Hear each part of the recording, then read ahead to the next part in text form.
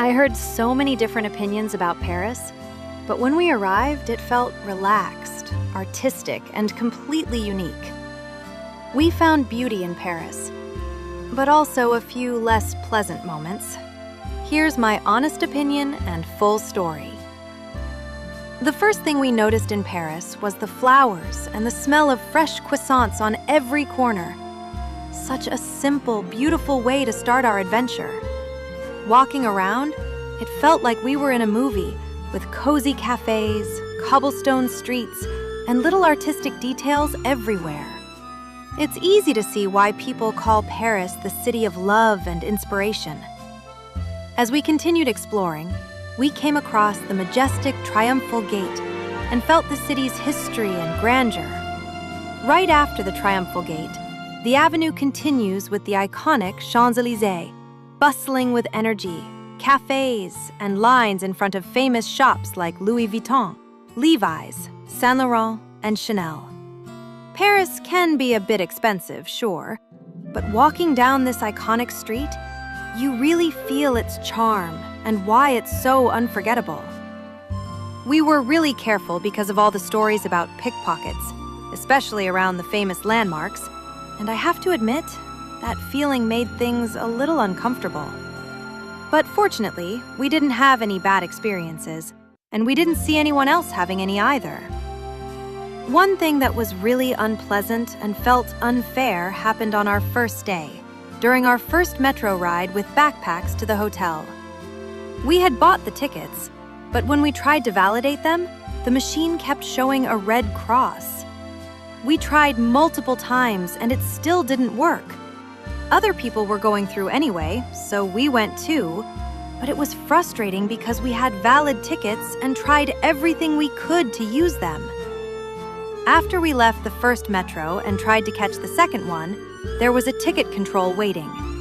We thought everything would be fine once we explained what happened. Some of the inspectors were really kind and understanding, but one younger girl was quite unpleasant. She said that one of our cards was okay, but the other one wasn't, even though we had done the exact same thing with both. They told us we had to pay a penalty. At first, 70 euros, and later they said 50 euros, or they would call the police. We were really tired. It was late, and all we wanted was to get to the hotel. But they refused to understand the situation and insisted we pay the penalty. So we ended up paying and moved on, but that uneasy feeling stayed with us. We didn't know how to be sure the next time that everything would be okay with both cards. Later, we read online that many people have had similar bad experiences. Apparently, it's not always necessary to pay on the spot. You can pay later using tickets and explain in writing what happened. And in some cases, you might not have to pay the penalty at all.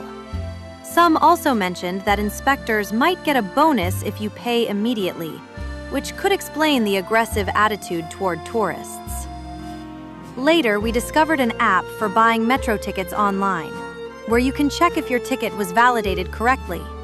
Luckily, we didn't run into any more controls after that, but we did notice quite a few machines that weren't working properly. Aside from that, we had another not-so-pleasant experience in a bakery, where the worker rolled their eyes when we spoke English. We were polite, saying bonjour and merci, but it felt like for some people, you need to speak their language fluently to be considered a proper visitor in their country. I've traveled quite a bit, and honestly, I haven't had experiences like these very often, except one time at a Swiss airport, which was pretty strict. But we also met so many kind people in France and Switzerland, so I choose to see the unpleasant moments as rare exceptions. The people at our hotel were really kind, and we stayed in the 12th arrondissement. The neighborhood was calm but lively, with lots of people running, walking, and enjoying a peaceful slice of everyday French life. Our second day was planned for the bateau bus, and I truly recommend it. It was our first time traveling like this, combining cruising and sightseeing at the same time. For a great price, 23 euros for 24 hours, or 27 euros for 48 hours, you can hop on and hop off the boat and visit 9 stops around Paris. We explored some of them that day and saved a few for the next day. This was such a smart way to skip the traffic, enjoy cruising along the Seine River, and see famous landmarks like the Eiffel Tower, Notre-Dame, Luxembourg Park, and the Botanical Garden. Along the river, we saw people dancing, and we couldn't resist joining in. It was so much fun. We really felt like we were enjoying life to the fullest. This was one of my favorite moments from Paris. People were waving to the boat from the Seine River, sitting and enjoying the relaxed weekend vibe. It felt like a scene from a movie, with baguettes, hats, and the smell of fresh fruit in the air. Paris showing its charming, everyday magic. The first time we saw the Eiffel Tower was unforgettable. It was on our ride from the airport into the city, and it immediately took our breath away. But seeing it sparkle at night was something else entirely.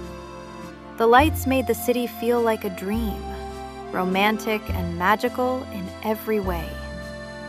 I remembered reading that Gustave Eiffel designed the tower inspired by the curve of a woman's back, the woman he was in love with, giving it a sensual and elegant beauty. Seeing it sparkle, you can feel why it has inspired dreamers for decades. Paris has such an elegant energy and artistic vibe. You can feel it everywhere you go. The food is incredible. Croissants, fresh vegetables, apple pies. Everything we tried was absolutely delicious. Every bite felt like part of the Parisian experience. The next day, we explored Montmartre, my favorite part of Paris. Sitting atop the hill, it felt so unique, with breathtaking views from the Basilica Sacré-Cœur. The streets were alive with charm.